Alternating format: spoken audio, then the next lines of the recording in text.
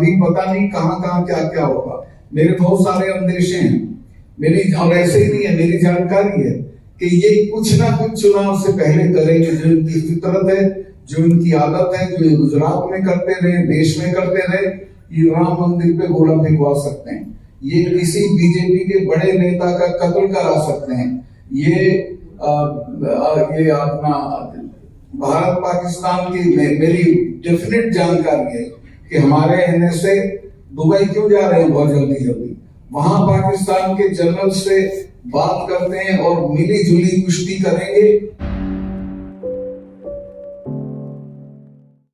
पुलवामा का जहां तक ताल्लुक है, पुलवामा पे जब मैं मैं कोई चीजें बोलता था तो कोई रिएक्ट नहीं करता था सरकार का आदमी, लेकिन पुलवामा बोलने के बाद सम्मानित गृह मंत्री अमित शाह साहब ने कहा कि जब ये गवर्नर थे तब क्यों नहीं बोले थे।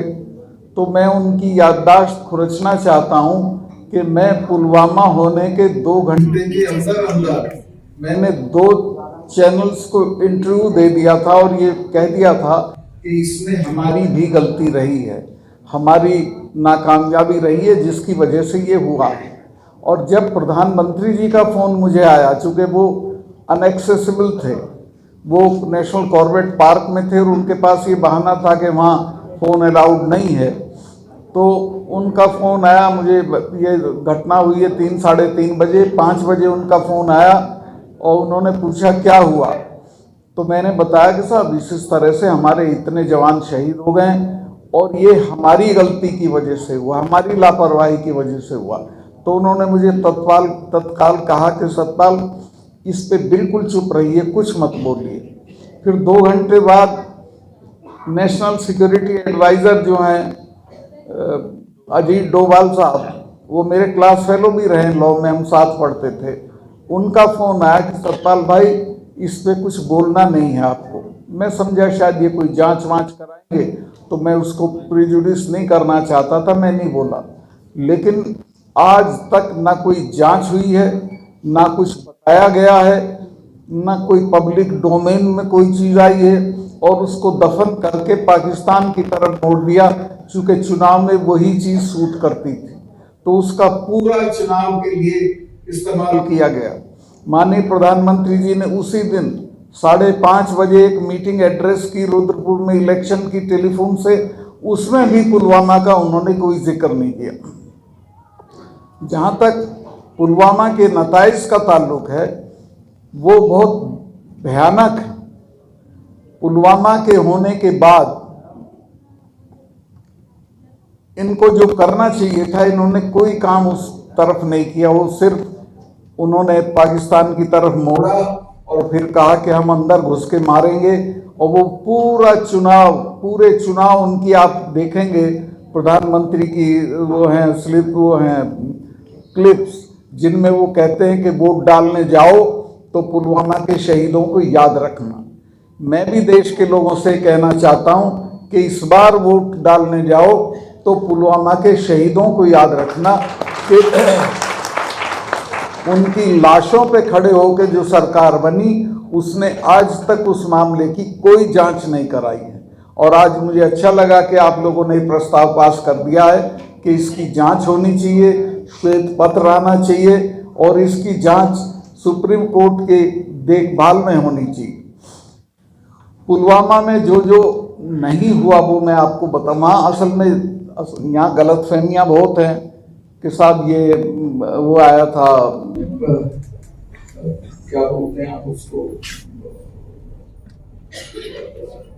Intelligence alert. वहाँ तीसरे दिन क्या एक दिन में 3 इंटेलिजेंस अलर्ट आते हैं। मुझे तो हर रोज़ आता था कि आप यहाँ बैठ के चाय मत पिया करो, पाकिस्तान के शूटर आए हुए पहाड़ी पे, आपको कोई मार देगा। मुझे तीसरे दिन जनरल्स 2 मिलने आते थे कि साहब आप सड़क से क्यों जाते हो एयरपोर्ट, आपको बम्प ऑफ करने के लिए पाकिस्तान ने आईडी एक्सपर्ट भेजे हुए हैं। खैर वो हमारे यहाँ एक सुविधा थी कि हेलीकॉप्टर जाता था, इसका अपना हमारा खुद का यहाँ से जो राजभवन था वहाँ से एयरपोर्ट तक मैं उससे चला जाता था। लेकिन सख्त हिदायत ये रहती थी, तो खैर मैं उसको मानता था। लेकिन इसकी जो जानकारी थी कि ये पुलवामा में ऐसा होगा, वो मेरी जानकारी में नहीं था। अगर ये लोग जो सीआरपीएफ के लोग हैं मुझे लूप में लेते तो मैं इनको 2 दिन में हवाई जहाज का इंतजाम कर देता। इनकी एप्लीकेशन 4 महीने तक पड़ी रही होम मिनिस्ट्री में कि साहब हमको इतना बड़ा कॉन्वॉय है वो नहीं जा सकता, अदरवाइज उसके लिए 5 जहाज चाहिए। बहुत आसान चीज़ थी। मैं तो वहाँ कभी लड़के इम्तहान के दौरान फंस जाते थे जम्मू के श्रीनगर में या श्रीनगर के जम्मू में, तो उनका एयरलिफ्टिंग करा देता था। अगर वो मेरे से कहते मैं इमीडिएटली करा देता, लेकिन उन्होंने होम मिनिस्ट्री से कहा और होम मिनिस्ट्री ने उनको 5 जहाज नहीं दिए। ये जांच करने की चीज है और इसमें रेस्पॉन्सिबिलिटी फिक्स होनी चाहिए कि कौन जिम्मेवार है। अगर ये कॉन्वॉय नहीं होता और उससे जहाज से लोग आए होते तो कोई जान का नुकसान नहीं होता। इसमें ये भी एक गलती हुई। मैं गया था उस जगह जहाँ विस्फोट हुआ था, उस एरिया में 10 किलोमीटर की दूरी पे दोनों तरफ 8-10 लिंक रोड मिलती हैं मेन हाईवे में, एक भी मैन नहीं थी, कहीं भी कोई जिप्सी नहीं खड़ी थी ट्रैफिक को रोकने के लिए कि भाई हमारा कॉन्वॉय जा रहा, आप इसमें मत आइए। जबकि हमारी जो फोर्सेज आती थी तो मैं श्योर करता था कि उस दिन कोई सिविल ट्रैफिक हाईवे पे नहीं जाएगा, और उसका नतीजा ये था कि सेफली चले जाते थे।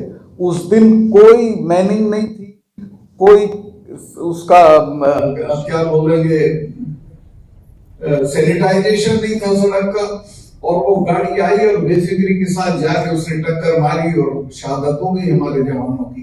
और अब तक उसने किसी भी आदमी को जिम्मेवार नहीं ठहराया गया, क्योंकि इतनी लैप्सेस हैं उसमें कि बहुत सारे लोगों के सर रोल होंगे, लेकिन अभी तक कुछ नहीं किया गया। मैं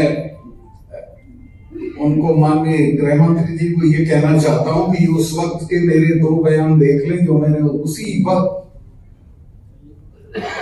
पुलवामा होने के 2 घंटे के अंदर 2 इंटरव्यूज मैंने वहां एक चैनल को 2 चैनल को दिए थे कि ये हमारी गलती से हुआ, इसमें हम जिम्मेवार हैं। हम उनको जहाज दे देते तो ये नहीं होता, लेकिन वो उसको एक्सेप्ट करेंगे तो दिक्कत होगी, कोई ना कोई जिम्मेवार ठहरा दिया जाएगा। तो ये देश की सिक्योरिटी के साथ इस स्तर पे खिलवाड़ हुआ और अभी भी होगा। अभी पता नहीं कहां क्या क्या होगा। मेरे बहुत सारे अंदेशे हैं, मेरी और ऐसे ही नहीं है, मेरी जानकारी है कि ये कुछ ना कुछ चुनाव से पहले करेंगे। जो इनकी फितरत है, जो इनकी आदत है, जो ये गुजरात में करते रहे, देश में करते रहे, ये राम मंदिर पे गोला फेंकवा सकते हैं, ये किसी बीजेपी के बड़े नेता का कत्ल करा सकते हैं, ये अपना भारत पाकिस्तान की मेरी डेफिनेट जानकारी है कि हमारे एनएसए दुबई क्यों जा रहे हैं बहुत जल्दी, वहां पाकिस्तान के जनरल से बात करते हैं और मिली जुली कुश्ती करेंगे कि हम 4-5 दिन के लिए घुसेंगे, फिर हम आ जाएंगे, आप रिटेलिएट मत करिएगा। तो ये भी हो सकता है पाकिस्तान वाला भी। तो इस तरह की चीजें होंगी, तो इसके लिए हमको अपनी जो जनता है उसको सावधान करना पड़ेगा। ये सांप्रदायिक तनाव वाला तो मुझे अंदाजा था पहले से। आप लोगों को मैं एक बात बता दूं, चूंकि मैं जाट एरिया से आता हूँ, वहां एक कहावत थी कि जाट का तो हिंदू क्या और मेव का मुसलमान क्या। चूंकि जाट ट्रेडिशनल सेंस में हिंदू नहीं होता, पूजा पाठ वाला नहीं होता, वो आर्य समाजी होता है, और इसी तरह में ट्रेडिशनल सेंस में मुसलमान नहीं होता, वो सिंपल एकदम सीधे सीधे रहता है सपाट। उनमें दंगा हुआ है कल, जिनके बारे में ये था कि ये इनमें कोई कम्युनलिज्म नहीं है, वहां दंगा हुआ है और ये दंगा बढ़ाया गया है जानबूझ के। और ये एक ही जगह नहीं हुआ, कल में रात में 8-10 शहरों में वहां के हरियाणा के हुआ। हरियाणा में 47 के बाद कोई दंगे नहीं हुए थे, अब ये हुआ 7-8 शहरों में, बड़े शहरों में ये दंगे हुए हैं और ये होंगे देश में बड़े पैमाने पे होंगे। तो मैं आपके माध्यम से देश की जनता को, लोगों को सावधान करना चाहता हूं कि सब अप्रत्याशित चीजों के लिए तैयार रहिए और ये समझ जाइए कि ये आपको बेवकूफ बनाने के लिए चीजें की जा रही हैं। वोट के लिए की जा रही है। और आपसे भी मैं सहयोग की अपेक्षा करूंगा कि आप इस बात को फैलाएं और बताएं कि वोट के लिए यहाँ कुछ भी किया जा सकता है। राम मंदिर वाली भी मेरी डेफिनेट जानकारी है कि चूंकि राम मंदिर का मुद्दा नहीं रहा, मुद्दा वो तब बनेगा जब उसमें बम पड़ेगा या कोई चीज होगी, वो हो सकता है। कृष्ण जन्मभूमि पे हो सकता है, चूंकि अलकायदा की थ्रेट भी है कृष्ण जन्मभूमि के लिए और अयोध्या के लिए, तो जी हाँ, तो कुछ भी हो सकता है और ये कुछ भी करा सकते हैं। सर, जब से पुलवामा हुआ उसके बाद से आपकी जिंदगी में क्या बदलाव हुआ है, थोड़ा सा बता दें। पुलवामा पे बयान देने के बाद आपकी जीवन में क्या बदला है सर, इस पे मेरे जीवन में ये बदलाव आया कि मेरी पूरी सिक्योरिटी विड्रॉ कर ली गई। मेरे पास ऑलमोस्ट 7+ सिक्योरिटी थी, अब मेरे पास एक सिपाही है। सिक्योरिटी विड्रॉ कर ली गई। जम्मू कश्मीर का गवर्नर और जिसने 370 हटाने में मुख्य भूमिका अदा की हो, उसको मकान भी दिया जाता है दिल्ली में, वो अब मैं किराए के मकान में रह रहा हूँ।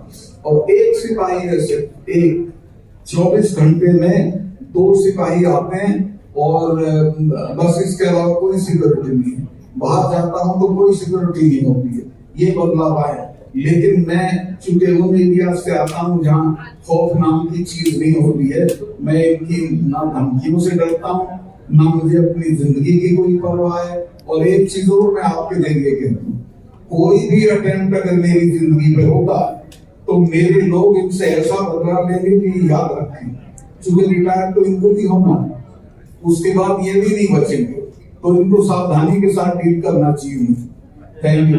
खबरों में बने रहने के लिए फोरम 4 को सब्सक्राइब करें और नोटिफिकेशन पाने के लिए बेल आइकन दबाएं।